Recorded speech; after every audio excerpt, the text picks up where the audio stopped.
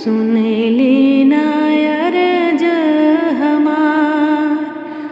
देई के जन्म काहे हमें बिसरबली, सहतानी दुखवाय पार। हे भोलेनाथ सहतानी दुखवाय पार। हाथ जोड़ी रौरा से विनती करीला, सुन लेना अर्ज हमार। हे भोलेनाथ सुन लेना अर्ज हमार। देई के जन्म काहे हमें बिसरबली, सहतानी दुखवाय पार। हे भोलेनाथ सहतानी दुखवाय पार। कैली कृपा हमें दुनिया में भेज के, कैली कृपा हमें दुनिया में भेज के।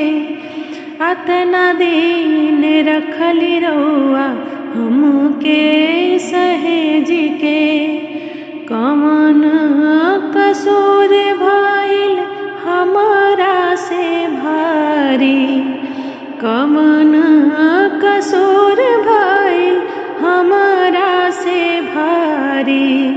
बनी हम निपट गवार, हे भोलेनाथ बनी हम निपट गवार। देवन के देव महादेव जी कहाली, देवन के देव महादेव जी कहाली। विपत हरली सब कर हम जानतानी, हमरो पे फेर दीना भोले जी नजरिया, हमरो पे फेर दे न भोले जी नजरिया।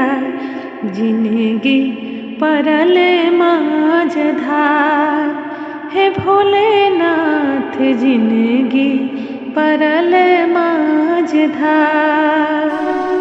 हाथ जोड़ी रौरा से विनती करीला, सुन लेना अरज हमार।